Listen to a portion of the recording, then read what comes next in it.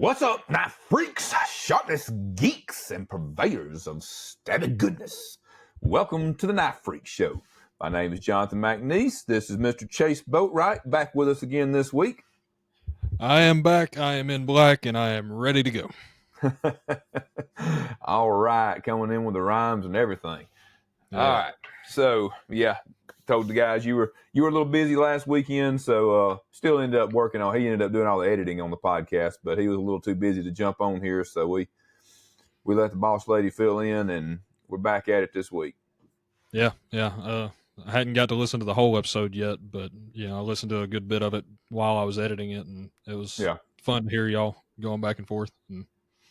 Yeah, it was fun for me. It was interesting. I realized as I was listening back to it that like how much I can actually talk. Holy crap! Like I can get rolling. Probably something I need to work on a little bit. Anyway, probably should have let her do more of the talking. Not when you're in the business of being on a podcast. I mean, Well, true. Yeah, but sometimes I would probably have been better off to let the other person, in this case for sure, she probably could have given way better insight than me if I just shut up a little more. But anyway, she's used to it. So, all right. So, how'd your week in the shop go? In the shop, good. Everywhere else, I was dodging bullets left and right. But yeah, in the shop was actually a pretty good week. Good. Worked on a good bit of folder stuff, made some progress, and also fried a VFD on Friday because not good with electrical stuff, and I put you were hooking it up or something, or yeah. I was trying to wire up that surface grinder, and bad things happened because I don't know what I'm doing. So I stopped that. I just turned off the power and proceeded to clean up the shop instead and rearrange. Because that was what I was in the middle of doing. I moved the surface grinder to vacuum up under it, and then I was like, I'm just going to wire it up. And not knowing anything about electricity, I thought I could figure it out and learned it the hard way. Yeah. I've kind of always recruited help on those things because I'm in the same boat as you as far as the knowledge on electrical stuff. So I generally do, but I thought I guess I got a little too big for my britches in that scenario. I was like, I've seen him do it a couple times. I can figure it out. Maybe Google will help. Yeah. It didn't help, but yeah. Yeah. Well, it happens. Yeah. Now you know what not to do next time.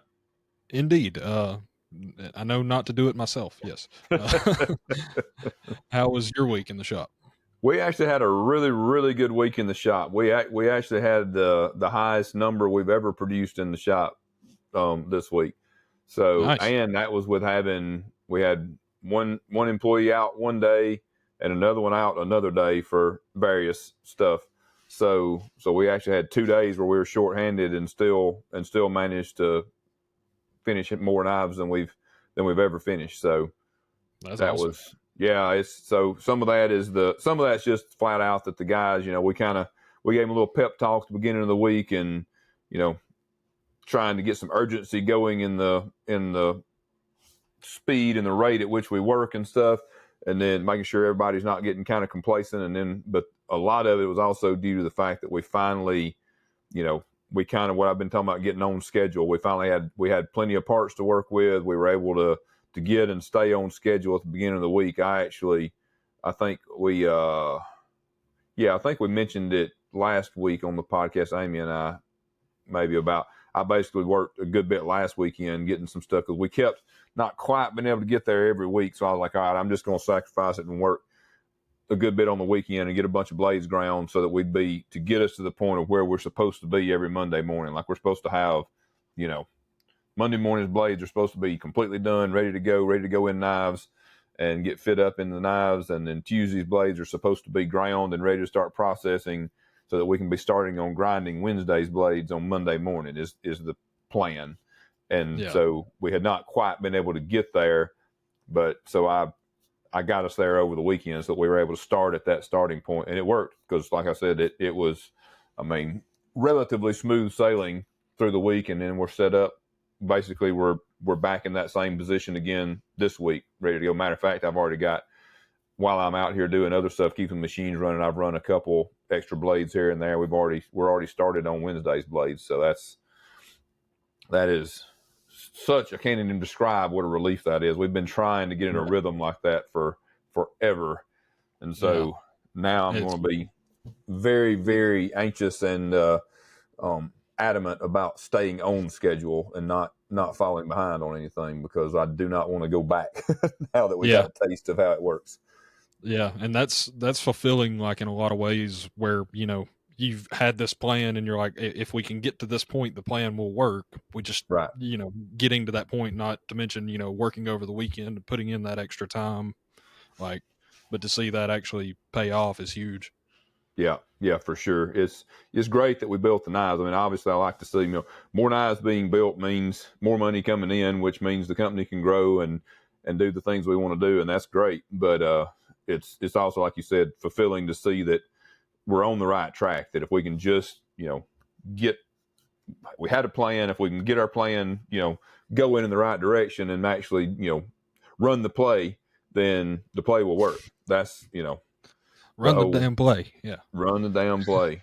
Like that's what it's come down to. So we got and now we've had proof, and it was great, I think, for the guys to be able to see it too, because I was fairly confident that, because it's kind of a no-brainer that if we can do that and stay on schedule, the question is whether we can stay on schedule with the personnel we've got, without having to add somebody. So and after this week, I think it's definitely doable.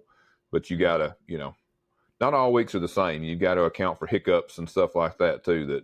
And sometimes, like, you can start off and maybe have some of the little ancillary things that add up, like keeping hardware blasted and anodized and stuff to go in the knives, keeping it ready. Like, that usually is done kind of in bulk. Like, we'll do a good bit of it at one time, so it's not like we have to work on it every day. So then you get kind of a pass for a few days of not having to work on that. But then if you're pushing it too close on getting all the other daily tasks done, then a task like that comes around once a week or whatever, it can throw you back off again if you're not careful. So we have to. Definitely. So now basically we're gonna just try to repeat for a couple of weeks, and then we're gonna start to kind of push a little bit. We actually, like we said, we got extra done. We surpassed our goal. So if we continue to do that and be able to stay on schedule, then we're going to kind of push until we find out where our weak points are. Once we figure out where things start bottlenecking, make sure that we can do it consistently first. Then when things are going consistent for a few weeks, then start to push a little harder and say, okay, let's see if we can get a few more done, and then figure out where the breakdown happens. And then that way we'll know if it's personnel, then we'll know we need to look at hiring. If it's machine time slowing us down, then we'll know we need another machine, that kind of thing. So, or to look and refine some of our processes. There's always a chance of, doing more efficient work with what we've got as well. So, yeah, for sure. So anyway, but yeah, as you can tell, I'm quite excited about it. Like, I could have probably made the whole podcast about that. That was, like you said, very rewarding. Yeah. So, but moving on from my stuff, we had a couple of little things kind of in the news this week. Nothing super major, I don't think, but I think you had one that you wanted to mention about another fellow company. Yeah, just I woke up this morning and first thing I saw when I opened Instagram was Spartan Knives is coming out with a new knife. I don't know if it's already out. I think it is. I went on their website and it seemed to be where you could just add it to cart, but yeah. I could be wrong. It could be coming out soon, but it's the Spartan Knives Soter. I think that's how you pronounce it. It's Soter. And I really like the design as far as the actual, just outline, basic, silhouette of the pattern of the knife. Right. Got a nice little harpoony type blade shape, the sort of stuff I like, sort of angular handle that's sort of, I don't know, Art Deco or something, but sort of the design stylings I like. And one of the cool things about it is they've come out with a new lock on it called the Race Lock. And it seems to be sort of in the same vein. I haven't seen like detailed schematics of anything. I didn't see like a CAD rendering or anything like that.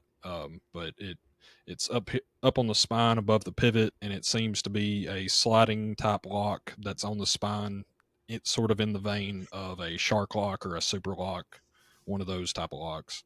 Yeah, And that's yeah, what I just gathered too, with a little bit I could yeah, tell from the picture. yeah. It was the pictures weren't fully fledged. I'm guessing because they're new and they're just trying to get it out They're there just, and yeah, just beginning the yeah, tease, trying to get to yeah, start getting the hype going. for sure. And so but I always enjoy. There's a lot of Spartan knives that I really like the design of, and I'd like to own some, but just don't at the current moment. But Yeah. yeah, so good to see them doing more fun stuff like that. Yeah, and those are great guys over there too. So that's always good to see somebody, another company that's doing things the right way and stuff, and doing well. So, Yeah. and actually on that note, now that you mentioned that, there was actually some more news. It's actually bigger news from them a couple of weeks ago that I didn't even think about mentioning. But they're opening up, or I think have already opened up a manufacturing facility in Europe. Oh, really? Yep, they branched out and they have opened up a manufacturing facility over there. So, I I can. At first, I was a little confused and about it, and didn't really know what to think about it or whatever. But not that what they're doing, like, not that they give a two craps about what I think, but I always relate it to like stuff, like in the future or whatever, like was that a move that we would want to make or whatever, that kind of stuff. It's not really Yeah. anything to do with them. Um, Yeah. but and what dawned on me was that I would assume that is probably a really good way to reach more of the European market and keep the prices down. Because if Yeah. you're having the stuff made there, you're not importing it, you're not paying all those extra taxes and stuff. So I would assume, I don't know, I've never done that, but I would assume, just from my Yeah. Just from thinking about it, transport costs and right, all right. that, like So it. yeah, be able to, and I could be wrong. I mean, they may be making stuff there and sending it over here to sell, but my guess is that stuff is mostly for the European market. And so that way, like you said, I mean, you cut down the cost. Like, you're not having to ship it. You're not having to, you're not having to ship it internationally. You're Yeah. cutting down the cost of that. You're cutting down on the taxes and the tariffs, the whatever, all the different. I know there's always been taxes going from here to there. Like, Yeah. our international customers, even just selling directly to customers, they pay a considerable extra amount, to get it into the country. So Yeah. Just to get depending it on the there. country, yeah. So, Uh, but I do you thought happen to that was remember really cool. what country? Um, I'm honestly Is it? not sure. I don't remember. Okay. And so All that right. literally just I popped didn't in hear my head anything when we were about them. talking about them. So I didn't research it, but I just remember that it's in Europe. I cannot remember which country it is. Gotcha. I'll have to do some research on that then. Yeah, but I thought that was an interesting and pretty cool move on their part. And I don't see, anything wrong with opening up a manufacturing facility there to service that part of the world. You know what I mean? Like, Yeah. that's actually seems really smart. So Yeah. um, that's pretty cool. So those guys have got a lot of really cool stuff going on over there. So good to see it. Yeah. Definitely. Yeah. Then there was one other thing I wanted to kind of mention that I'm sort of participating in right now. And if you're on Instagram, you may have seen some of this activity. But there's a group of guys that started a 1 month, one knife challenge for the month of August. And basically, it's exactly what it sounds like. You pick a knife and you carry it for 31 days. And the idea being that either a lot of us guys that have a lot of knife collectors will wake up in the morning, we're putting our pants on, we're like, ooh, what knife do we want to carry today? And pick from the usually several that we have and carry that one for the day, and then the next day switch off or do whatever. And then there's also the guys like me who don't stop at one. Why not carry six or eight? However many you want to you want to throw on that day. And so I think it's a neat challenge to kind of for yourself to be like, okay, I'm going to pick one knife and I'm just going to carry it for 30 days, 31 days, and you learn a lot about that one knife in that day, in that time period. But it, it sort of reminds me of like, I basically carried the same knife all throughout high school, and I never really thought much about it at that point. It was the best knife I had at that point, and I just put it in my pocket every day. Right. But now that it's more difficult because I'm so into this, sort of collecting culture, the um, almost the Instagram culture of it, of every day has to be sort of new. Not that I post pictures of what I carry anymore. I used to do that a lot when I had, before I made knives and stuff, but it's just an interesting challenge. And anybody out there, I think it'd be a fun challenge for yourself if you want to join in on that, and, just choose one knife and that's all you get to carry that month. You don't get to switch off. You don't get to carry a fixed blade and a folder and a slip joint or whatever you do, because I do that. I carry usually a fixed blade, a folder, a Swiss Army knife, and maybe another folder in my back pocket if I'm feeling it that day. But yeah, you ever done anything like that, or you just do this normally? No, because I don't need to, because I basically do that every day anyway. That's what I was. He Sometimes carries I'm knives much for more 6 months at a time. Yeah, it's much more set in my ways and boring. I have gotten a little more. It's more common now for me to have a couple of knives on me rather than just the one. It depends. I go through phases. I carried the fixed blade for a while, nearly every day. I've kind of cycled back out of that a little bit, and now I've got a not every day actually. I just realized when you were saying that I swiped myself a McBee. I end up actually I know why I quit carrying it. Okay. Sorry, I had to put the pieces together in my mind here. So I had gotten where I was carrying a McBee in my pocket along with I've been carrying a Mac 2, a 3.5 frag for a while now. And I would throw a McBee in my pocket along with it. And usually I wouldn't even clip it in my pocket. I'd just like throw it down in my pocket like you would a slip joint or whatever. Yeah. And it dawned on me while you were telling about that whole thing. I was like, where's my McBee? Why haven't I been keeping it in my pocket? And then I remembered that we were going on vacation a couple of weeks ago, and I actually gifted it to a guy while we were on vacation. So he was a really cool guy, owned a little restaurant there that we went and ate at a couple of times, and he was just super nice, super engaging. And I ended up finding out that he was a former Marine, and so that kind of sealed the deal. I was like, all right. I was like, hey, you're a former Marine. I'm sure you like knives. Like, here's a knife I designed and whatever. And then he came back a little bit after that, and as we were leaving, and he showed me that, because when I told him, he was like, oh yeah, I for sure like knives. And then he went and when he came back before we left, he was showing me on his phone where he had done a hog hunt, and like a hog hunt with a knife, like the guys that wrestle them basically and stab them. Yeah. So I was like, yeah, you do. I was like, don't try that with a McBee, but like it'll do a lot of stuff, but I ain't going hog hunting with it. So that might be a little risky. That might take a while. Yeah, so, it might be better than nothing, but it wouldn't be my first choice. Yeah, if you're going to do that, you better pack a lunch. You're going to be there a while. Oh, yeah. So, oh, God, I couldn't imagine trying to field dress. I don't think that would be the clean, humane way to do it for sure. So, anyway, so yeah, other than that, like I said, I occasionally will throw another random slip joint, an old case sod buster or something like that in my pocket, along with the normal folder that I carry, which, like I said, has been a Mac 2 for a while now. Before that, it was an Automac I carried for probably 6 months or a year. It's probably getting about time to, actually, I'm about to rotate into a Dixon. I was just thinking, I kept the prototype that we prototyped up, but we never even finished it completely out. It doesn't even have blasted scales and stuff.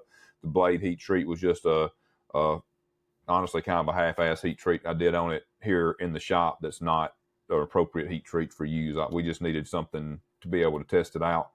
And so, like the function of it, not the cutting side of things. So anyway, I don't actually have a full-fledged Dixon to carry yet. So I was thinking inevitably we end up with some stuff that's got flaws, and parts that have flaws in them and stuff that we're not going to use for, normal production stuff. So I'm going to, and a couple of guys lately have actually made themselves some kind of Frankenstein knives out of parts that we couldn't use for anything else. And so I was like, I'm going to have to get me one done out of some flawed parts so that I can start carrying a Dixon. It's time to switch over. Yeah, I'm glad to know that's still going on because I believe I've got the first Frankenstein Mac 2 that Yeah. Well, I existed. mean, might as well. I mean, because we have parts that are totally functional that Yeah, but they don't, and I know we're going to probably get people asking, and I have people ask pretty regularly, can you sell me a factory second or whatever? And I can't say we'll never, I don't know what, if this grows yeah, into something big enough, it may reach the point where it makes sense that we do factory seconds or something like that. We'd have to figure out a really good way to designate them, like Spyderco does, where they grind a notch into the blade or whatever, so that yeah, you can. There's no trying to pass it off as later as a normal one or whatever. But I yeah. don't know. It has to be something that can't basically be removed, Right, that's in right. any way, Yeah, like an and we could do indelible like a mark. really deep engraving on it somewhere, kind of discreet or something, if we needed to maybe do that. Yeah, So I don't know. We might eventually do that, but for now, that stuff just gets basically piled up in boxes and stuff and clutters up the shop, and so we might as well at least make use of it for our own benefit, if nothing else. So yeah, and that's how I ended up with this knife that I'm carrying for the month. Is basically, it was a bigger version. It was like a sort of a 3.5 Mac 2 size, and hmm. now it's about a you know 3 inch Mac 2 size because as I was grinding the spine on the blade on a horizontal grinder, and to the right of my horizontal grinder is a KMG, which is fully made of steel, and the blade was already ground at this point, really thin hollow grind, and I was probably going a little faster than I should have been on the grinder, and it slipped, and all of a sudden it shot into that KMG, and a Hmm. nice big gash came out right in the belly of the blade. So Hmm. it I just basically ground that blade back and made it smaller and made it shorter and changed some of the locking geometry and stuff to make it fit on a smaller size. And one thing I did do is actually I tried out the radius lock since we had Yeah. talked about that a few weeks ago and Right. gave that a try. So I'm test driving that. And I'm also, this is the first knife I've ever owned in crew wear. So Hmm.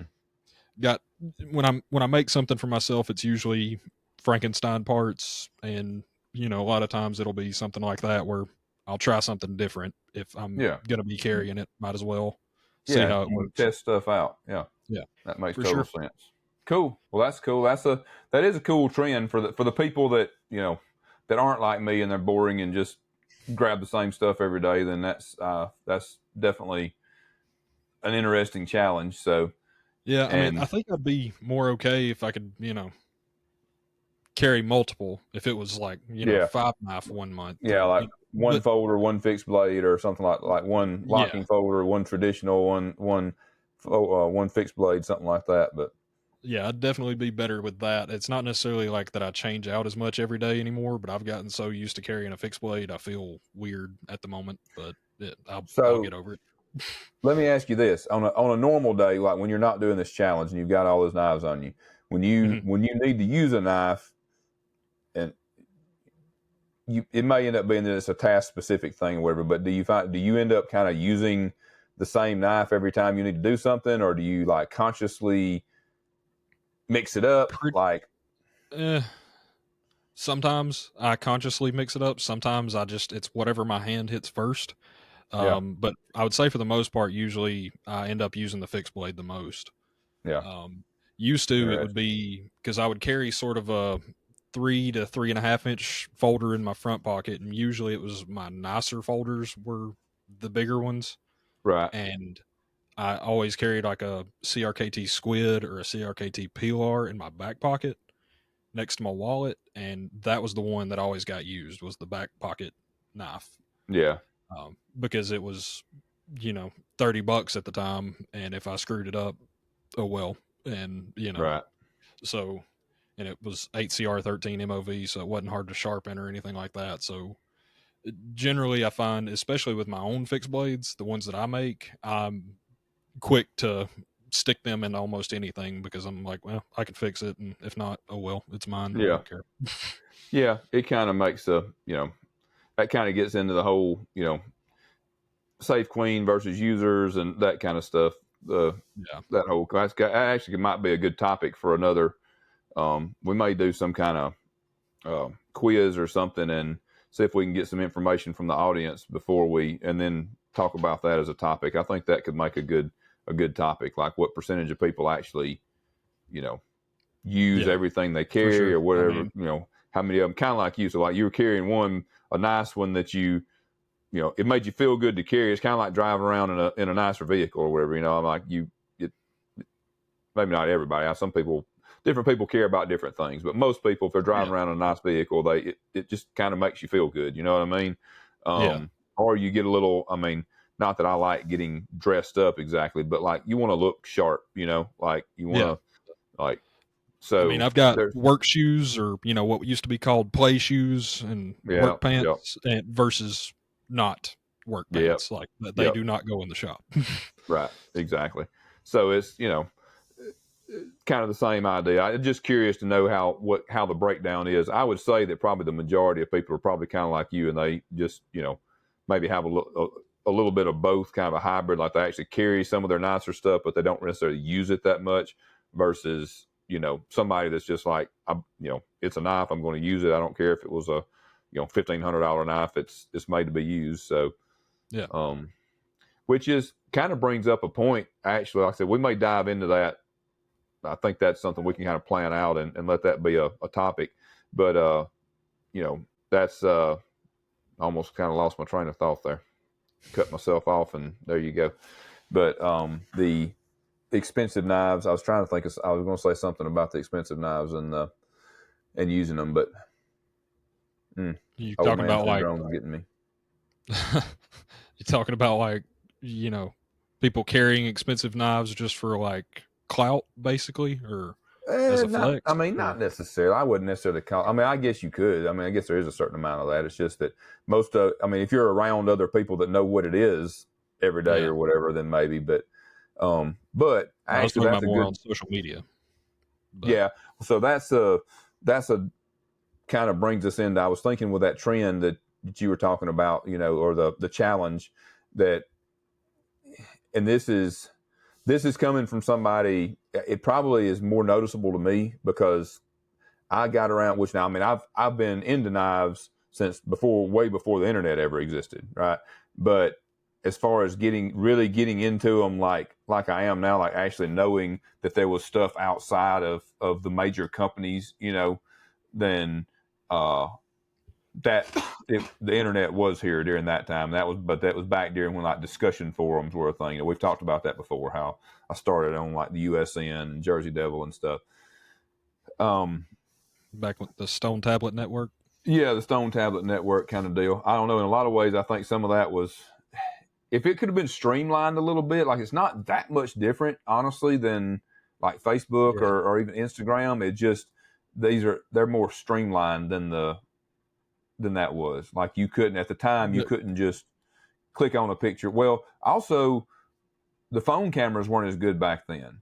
So like if you really, like as a maker or something, if you wanted to get a really good picture of your knife, a lot of us, like we invested in a DSLR, but then you had to upload the pictures to your computer and then upload them to the forum or wherever. It wasn't the couple of clicks that it takes to upload, a picture. And my iPhone now has a much higher quality camera than I ever had as a DSLR. You know what I mean? Yeah. So like you have the access now with the technology to be able to take a really good picture right there on your phone in like a couple of clicks and you can post it. So it was definitely not as streamlined, but, so my point is that like I've seen kind of the social media trend and the effects that it's had on the knife game, on the knife industry. And it's pretty interesting. It really is. It's, and I'm assuming by the time you were really like time you were old enough to start like posting about stuff, wherever it was probably already Instagram and stuff, right?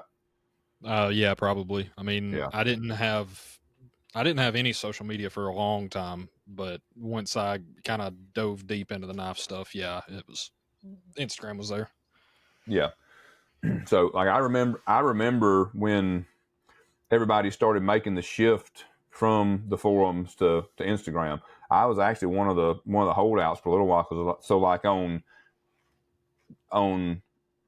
USN there were sub forums, and you could have, as a maker, you could pay to have your sub forum on there. So like there was all this group of all the makers sub forums, all the guys that were paying to have their little sub forum group. And I started noticing, and there wasn't a ton of us. I mean, I don't know. I'm guessing it was probably 20 of us or less that had sub forums in there. And but I started noticing that those guys were like leaving, like they let their sub forums go or whatever, didn't renew them. And everybody started headed to Instagram. And so, of course, I went and checked it out and ended up, I left my forum up for a while, but then I was like, no, it's time to shift completely over or whatever. Yeah. So, and some of it was kind of the same, but one of the differences I would say is that in a forum like that, somebody is in control of it, right? So like there were moderators. Yeah. And so it was controlled. If somebody was in there being a troll or being a dipshit, like they would, warn them a couple of times, whatever, and they'd kick them out. Like they kept it. And some of the forums were way better about it than others. Usual Suspects was pretty strict, and that was one of the reasons that was my main one I liked to use. Yeah. They didn't tolerate a bunch of crap. Like you couldn't go around spamming people, and like me as a maker, I couldn't just start DMing a bunch of people trying to like sell them my stuff. Like that kind of stuff was frowned on. Yeah. So there were rules. Versus now, with with Instagram, like it's kind of a free for all. Like it's just, they control the algorithm and all that, but it's not somebody inside the knife community controlling anything, and keeping people from being trolls or keeping people from being. It's also to protect the customers and stuff too, because like if you had somebody that was an unscrupulous maker, like if a maker did something, like you hear about somebody like they kept somebody's money and they don't deliver on a knife or whatever, and then if it reaches a certain point, and then the person, the customer would maybe post in there, and I'd seen the admins like lock makers sub forums down and stuff until they addressed it and took care of the issue or whatever. So like it was a two-way street. They kind of policed everybody. Yeah. So, which was nice. I do miss some of that. So, but I think from my perspective that in a lot of ways that Instagram has been good overall for the knife community. I would say so. Yeah. Instead of everybody hanging out, sort of all in one little clubhouse being USN, I mean, now it's it has the potential to be out there and, actually catch other people's eye and bring more people in. Right. Because on the USN, nobody could see any of that stuff unless you were a member of the USN. So like you had to already be in it deep enough to be a member of the forum before you were going to see anything, versus now with Instagram. I mean, you could have somebody that happens to run across one of our posts that's, knows absolutely nothing about knives. They may just happen to randomly see a post or whatever, somebody they follow post something or repost something or whatever. Like they may be not into it at all. And that could start them down the rabbit hole that turns them into a knife freak, Yeah. I mean, so it definitely gives more exposure. Like I mentioned earlier, it's way easier logistically to do stuff. A lot of that's just the technology is advanced, but it also is kind of created it. It gives people a chance. It gives people more incentive, I feel like, to collect, because I mean, collecting is fun, but most of us, if we're going to collect stuff, like we kind of want to be able to like show our friends and stuff. Like it's not as much fun if you can't kind of show your collection off and share it with somebody else that appreciates it. You know what I mean? Yeah. Just whatever it may be, I mean, there's tons of other, genres on there that collect different things. Like ours happens to be knives, but like there's tons of different things. And like, if you can't show it off to your friends and share it with somebody, you're just hoarding stuff in your closet at the house or whatever. It's still cool, but most of us have that itch to want to like show it to our friends and stuff. So obviously that we can show it not only to our friends, but we can make new friends just by putting it out there. You know what I mean? Like you can, it kind of is a, it kind of opens the door. It's a way for people to interact and start to interact over a shared interest in something. Yeah, for sure. I mean, it's, I always kind of compared it to like, you going over to a friend's house when you're a little kid and you're going to bring your new toys, your new game, your new whatever, like Yep. you're going to bring that stuff with you to go show them or, Yep. to go play with it or whatever. Like, Yep. My Hot Wheels, my G.I. Joe men, my He-Man action figures. That was what it was for us. Yeah.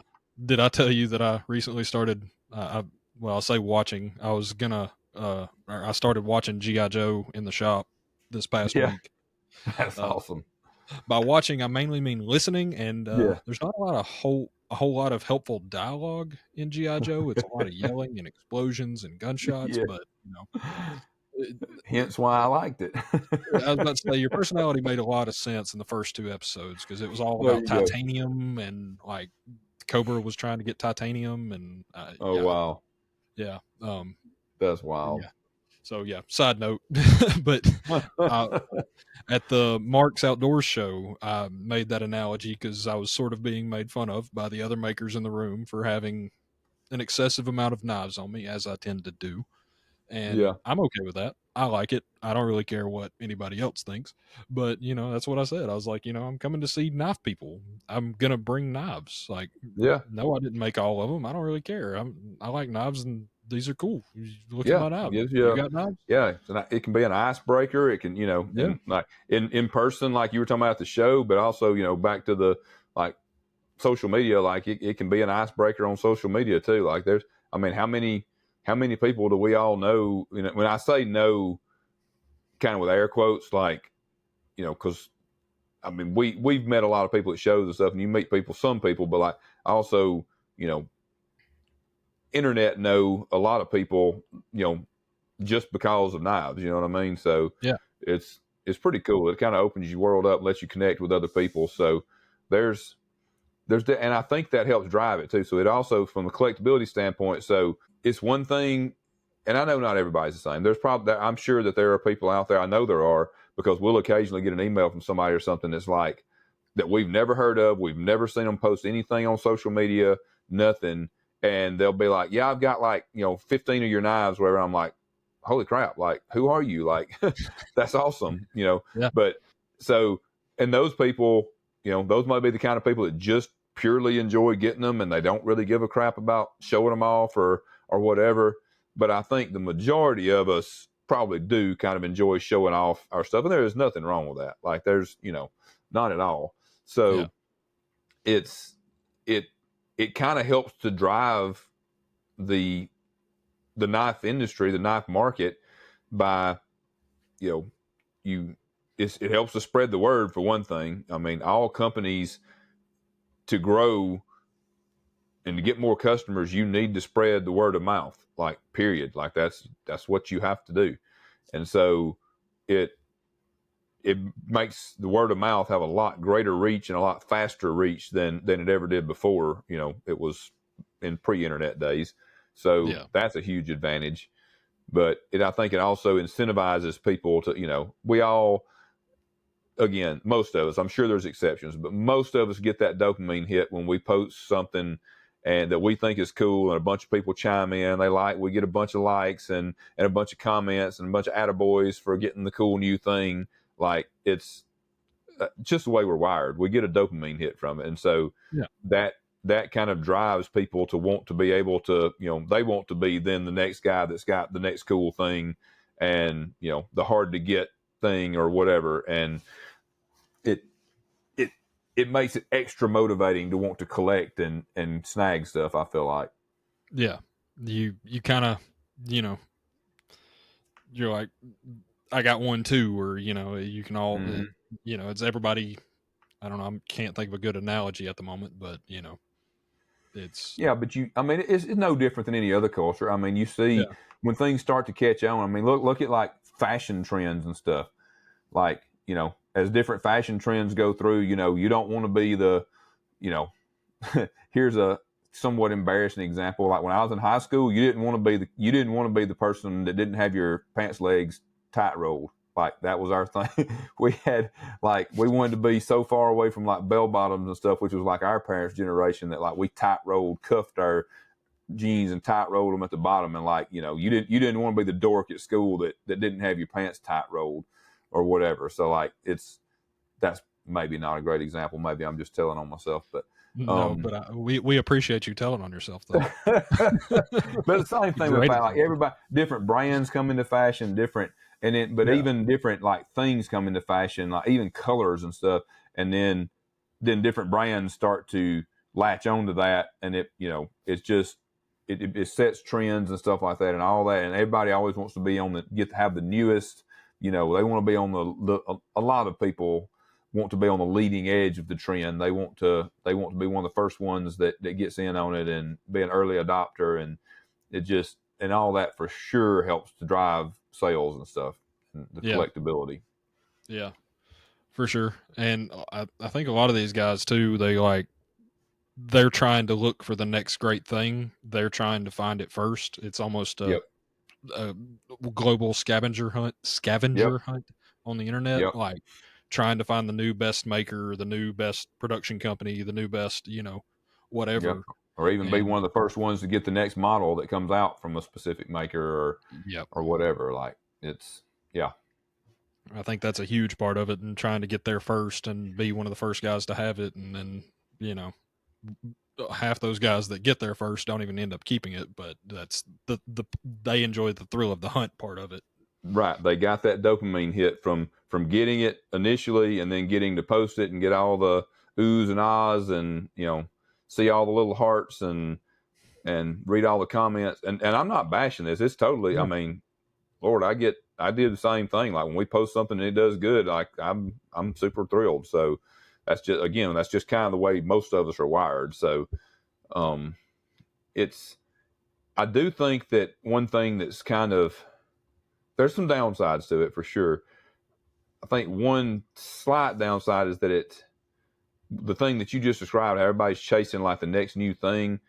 I feel like it kind of speeds things up too much, like to where Yes. people are not really, by the time something is really like starting to kind of make an impression on people, then people are already ready to move on to the next new thing. And like it's almost like we get too greedy. It's like, oh, we got this cool thing, but now, like a kid when they get a cool toy and then they play with it for 2 days and then they're on to the next thing. It's like, instead of taking time to truly enjoy it or whatever, like you said, half of them end up selling it off, a couple of weeks after they get it, because they've, they're ready to get the next new thing that they can post and get likes and comments and stuff over. And so I think sometimes we don't take the time to appreciate what we've got and to fully get to understand it and all, because we're so ready to move on to the next thing.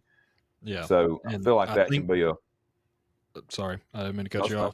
off. But like, I think also on our end, that makes it more difficult for us as well, because to make a truly significant splash, like, it's got to be big to be able to hold attention more than that short window. And Yep. so it makes it harder on us to make, because I really enjoy things that are sort of timeless, and that are, I guess, Classics. timeless is, yeah, classics, and the things that stuck around for a reason. And Yep. it's you know really hard to try to even get that effect, or get that even a gauge on it, because you don't know if people are going to pay attention to it past a month from now. So Right.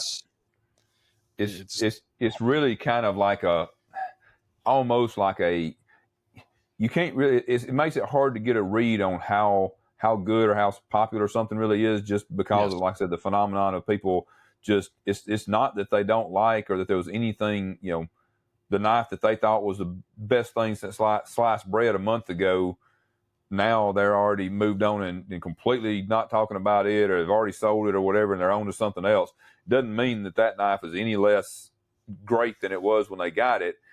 Our attention spans are just so so short and we're so ready to move on and get that next dopamine hit that same reason we all sit there and do doom scroll and stuff. Like we want that constant flood of dopamine hit and of, something exciting that we don't necessarily take the time to stop and smell the roses. Like I said, appreciate the things that are kind of a classic or whatever. And like, I think that's definitely a little bit of a downside to it, that we all tend to get a little too caught up in the what's next, instead of appreciating the things that are there.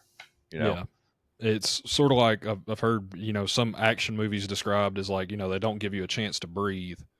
Like it's just action, action, action, next thing, new villain, here he comes, Right. like it's all not, the time. they're not setting up the plot, and the storyline is kind of taking a back seat to just constant action. Yeah. Like, yeah. And I think that's a pretty good analogy. Like I think the appreciation of something gets a little bit lost sometimes because we're so ready to move on to the next thing and get that excitement refreshed, Yeah. So very much so. But and then the other kind of negative side to social media, I would say, is the kind of what I was talking about with the forums, how it avoided a lot of this. But even then, it tended to be like if people were complaining about something or stirring something up, it was typically usually at least somewhat legitimate, because if it wasn't, then the moderators and stuff would shut it down. Like if it was obvious that somebody just being an asshole and like whatever, just trying to get attention, then they would shut it down. Yeah. And so, we all know that there's plenty of trolls out there now, and I'm sure that collectors deal with it some, but obviously as makers, it's probably, I would assume, a much bigger problem. Mm-hmm. So, you get people that are gonna want to troll you, gonna want to hate on you for just because whatever. They may have some reason that they're justifying it in their mind or whatever, but when it comes down to it, they're either, number one, they're doing it because if you've got a popular brand or something and they want to be able to, basically by saying something contrary to all the people that like your brand, then they get attention. Whether it's positive or negative, they get some attention. And that's, attention is the biggest currency in our society right now. So it's, and people will do just about anything to get it, to include, saying something negative just for the sake of saying something negative, stretching the truth, flat out lying, just whatever they can do, to get attention. And so that gets a little frustrating, especially, and you can tell a lot of times, and I'm not talking about people that, just voice a legitimate opinion that, as a maker, you're never going to like everything that's said about you or your work. Like it's just the way it is. That's part of the putting yourself out there. Very much so. But we have all seen that there's plenty of people that just want to have, and it's not necessarily about everything, but they'll have like specific people that for whatever reason, they got a bad taste in their mouth about them at some point, whether it be the actual product, whether it be something that the person said or whatever. And then they just, from that point on, you're never going to hear them say anything but a bad word about that person or that brand. And so that, and the other aspect of that on social media about negativity is I think it has a lot more of a snowball effect or a beehive effect, what I was as I like to think of it. Like, somebody throws the rock into the beehive and, all of a sudden it's... I don't think it's that as much as it is like a mob mentality, like a dog pile kind of thing. Like people, again, it'll be people, one person will say something negative, may or may not be true. Like we've had it even recently. Like we've had somebody say something and then, asking a question about a potential problem on a knife or whatever. And then before you know it, you've got this person, oh, I had such and such problem. And then like we had one that he literally said that he had 3 or 4 knives with the same problem. He'd had to send them all in for the same problem. We went back and looked through our records, and he had sent in 1 knife with the problem, and which I'll just go ahead and say it. The problem was the detent was too strong for him, which it was far enough back that I don't remember for sure, but chances are it was actually fine and within spec, and he just couldn't handle the detent being the way we make them, but I don't remember for sure. But either way, even if it was one knife. But he was saying in this thread that it was, 3 or 4 that he had everyone that he'd had all, out of 3 or 4, he'd had to send them all in for detent work, which was a flat out lie. Yeah. And then even after we called him out on it in a private message, he did go back and kind of like restate it, but he still didn't go back and remove that comment. Like why just flat out lie? Like why?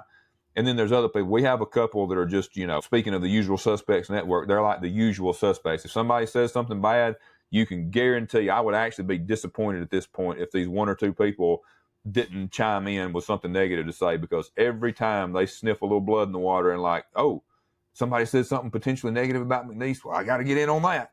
Like, what is the deal? Like, they obviously have not owned one of our knives in a long time, if ever. Like, and some of them have, but then that they supposedly don't like us anymore. But yet, every chance they get, they're running to a comment, to leave something negative. Like, what?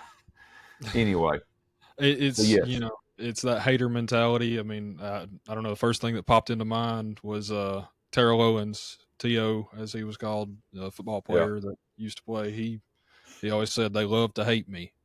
Like anything he did, people hated on him for it. Didn't matter what he did, good, bad, or otherwise. He could be the best receiver in the league, and people were still mad at him for something. It didn't matter. And there's, I think, a certain amount of hate comes in with success. For sure. We've talked about this, in other conversations years past, probably multiples.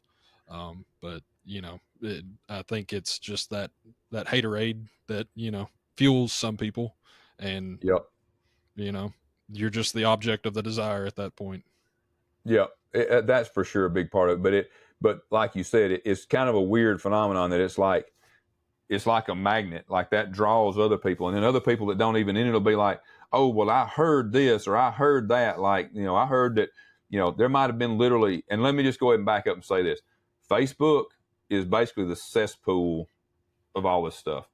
I see a million times more of this on Facebook than I ever do on Instagram. Like, I don't know what it is, but that's where those kind of people tend to like to spend most of their time, it seems like, as far as social media. So it's I think that's one of the big reasons I don't spend a lot of time on Facebook. Agreed. Likewise. Me too. It's just there's so much just negative stuff on there. Like people, like I said, people are just, it's like they're just waiting and ready to, it's almost like that's what they live for. Like, somebody please do something wrong or mess up so we can tear them apart for it. Like, they click on that blue icon and for people to win. Yeah. Like I'm just going to go ahead and let you guys on a little life secret. You can think I'm crazy and a little hokey or whatever, but whatever you put out into the universe is what comes back to you.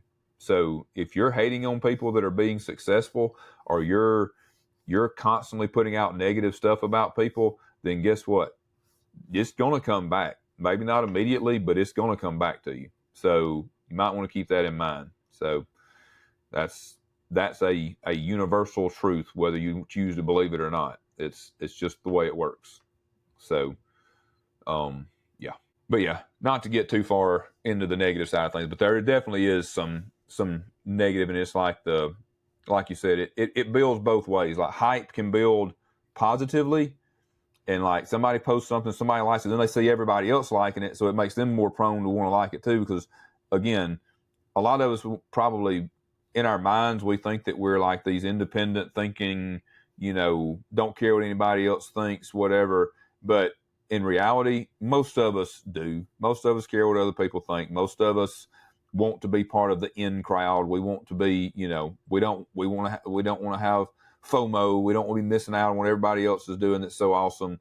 And that's part of what drives us. And so people get on the hype train in the positive direction, and then sometimes people get on the hype train in the negative direction too. They just want to. You have the people too that when something becomes popular enough, you're going to have people that are going to be contrarian, and it does not matter. Like you said with the TO thing, like, it does not matter what that company or that person does. They are going to be negative about it no matter what. Like, just because everybody else seemingly, like so many other people, are positive towards it, they got to take the opposite approach and be negative. Like, that's just, some people just absolutely, they cannot stand to go with the flow. They want to go opposite. And it doesn't matter if it's an actual legitimate complaint. They just need to say something contrarian because that's their personality. Yep. For sure. And I was going to say, on the hype train and the negative train, whatever you call that, like, both of those can go off the rails. They can go too far. It's a spectrum. So you know, the hype can be bad as well. Like, it can go too far in that way. It can be unwarranted, and it being unwarranted in either direction is bad.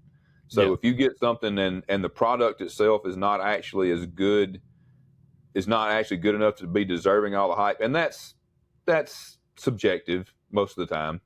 I mean, what one person thinks, that why doesn't everybody in the world have one of these, and the next person wonders why anybody would ever buy one. So it's definitely subjective, but you want the positive hype to be reflective of the actual quality of your product. You don't want it to necessarily just be that whatever you happen to catch a wave and the right people said something positive about it. You want the product to be able to back it up, because if not, it's not going to sustain, and you're going to end up, enough people are going to start to find out that the product's not up to par, and then it's going to start to crash. And then obviously you don't want it. And sometimes, like I said, it'll take, I've seen it so many times on Facebook, and I'm not just talking about our stuff either. Like, it's others, because I'll be honest, I hardly ever get on Facebook. Amy actually monitors all the groups and stuff pretty closely. I say all of them, a lot of them. I don't. It'd be more than a full-time job to monitor all of them.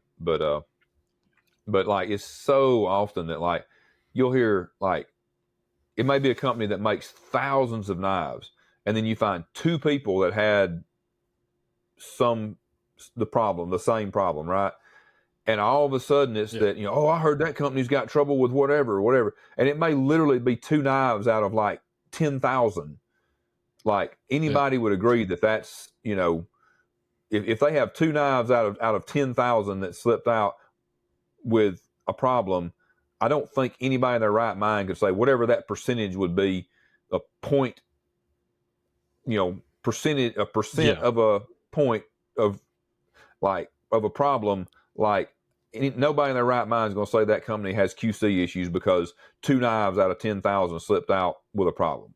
Like, that's reasonable, very reasonable, right? But yet they will make it out like, 90% of them have that problem because two people said something about it on Facebook.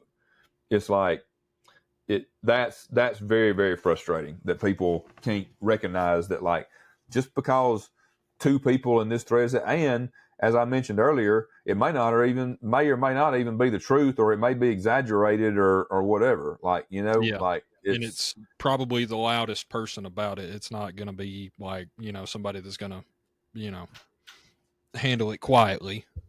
Right. It'll be the person that's, every time that, like you were mentioning, every time the name of that company is brought up, that story will resurface. Yep. It's like a moth to a flame, and let me go over here and tell everybody about my negative experience because, that's just what I need to do. So it's also why you've got to be careful as a brand, as a maker, to try to do as good a quality as you can all the time, because sometimes all it takes is just a couple of mistakes, and it can blow up into something way bigger than you think it ever could be. Yep. So it's a reason to stay on your toes. But even if no company out there is perfect. And like I said, you could literally be making thousands of knives, and we are, like, out of thousands of knives, we may have a couple that have a problem, but then in this specific, and it's by far not our entire customer base, but you'll have this little group of people, typically in a Facebook group, that it gets brought up in there, and they act like it's some huge problem that, there's these QC issues because of this or whatever. And for example, like with the detent thing, like, we have had tons of people reach out to us about our detents being too strong. And you want to know how many of them? I'd say, we talked about in the early days of, when you were locking them down and stuff. We did have some legitimate too strong detent issues at one point, but in the last couple of years, 2 to 3 years, like the amount of them that we've gotten that had people send in that actually were too strong have been very, very few. They were almost all within spec. It's just that the people are not used to opening a knife like ours. And a big percentage of them never even send them in because we either talk them through it or we send them our YouTube video to explain so that it shows them, talks about it. I show the technique of how to open it and stuff. And then they email us back a day or two later. Oh, I got it. It's great now. I love it. I just had to figure it out or whatever. But to hear somebody talk about it on Facebook, oh, I heard they've got QC issues with their detents or whatever. Well, no, we just have a bunch of customers that aren't used to the way we make knives, and they hop on Facebook and complain about it before they actually get a resolution to it and figure out that, oh, it was just me. It was user error. And then now you've got people running around claiming that you got a problem. That couldn't possibly be it. They couldn't possibly be right. It can't be user error. Couldn't be. So I feel like we're getting into the ranty zone, though. Huh? I feel like we're getting into the ranty zone. Yeah, I probably need to dial it back. That's about, it's not, again, it's not, I see other makers getting bashed about stuff in groups, and I know for sure that, like, I don't know their business as intimately as I know ours, but I'm fairly confident that it's a very small percentage of the knives that they're putting out that are getting talked about that have this problem, but people make it out like it's way, way bigger than it is. Yeah. So when you're reading comments and stuff like that, guys, just be cognizant of that not everything, number one, not everything you read is true. And number two, it is probably blown way out of proportion, especially relative to the number of knives that company makes. Yeah. But anyway, I would say overall, social media in general has for sure a net positive for the knife industry. Yeah. Yeah. I mean, I think it allows, like I've talked about, even with that one knife, 1 month thing, like I'm in a group chat with 50 other people, some makers, some, mostly just collectors and stuff, and just in there talking about, other knives and, all sorts of stuff. So it's definitely fun to be part of the community and be able to, make those friendships that aren't really possible, face to face all year long. But then, every now and then you get to meet a few of those at shows and stuff like that. And that's super cool as well. Yep. Yeah, it's definitely, it definitely helps. And we get to see way more stuff too. Like you get exposure without having to go, you might see somebody post a brand or a knife or whatever of somebody that you've never heard of, and short of just Googling, general knife terms and just going searching and happen to run across it. I mean, you might not have ever come across that knife. You know what I mean? Like, so you get exposure to all kinds of stuff that you otherwise probably wouldn't unless you're just spending hours scouring the internet, then like you get a lot of exposure to stuff, and you find other brands, you find other makers, you find other, cool things. So it's pretty cool. Yeah. Yeah. I mean, I just followed a new maker the other day from that group. Like, somebody posted one of his knives, and I was like, "Who is that?" And it was a maker out of South Africa that had been making for 3 years, and is doing really incredible work. So, always happy to see new stuff like that. Yep, and you probably wouldn't have found him if it hadn't been for Instagram or whatever. So, yeah, definitely. Yep. All right, you got any closing thoughts for the week? Not really. Just like I said, keep in mind that everybody we've kind of been harping on this a little bit lately, but it's partly because it seems like I think it comes down to like we've got a lot of divisiveness and stuff going on kind of in the country right now, and we have had for a while, and I feel like that leaks over into our everyday lives, even our interactions with other people, like online and stuff. Probably more so online than in person because it's so much easier to, it's way easier to act differently online than it is in person. Most people are way nicer in person than they are online, I feel like. Yeah. But so just keep in mind, guys, when you're interacting with other people online, since the majority of this episode was about the internet and social media, keep in mind to just be nice, guys. Like, and it never hurts to just go out of your way to be nice to somebody. Shoot them a private message, tell them you hope you have a great day, or comment on somebody's post, that you maybe would normally just scroll past. Just do something to be nice. Go out of your way to be nice, and it, like I said earlier, it will come back to you. It really will.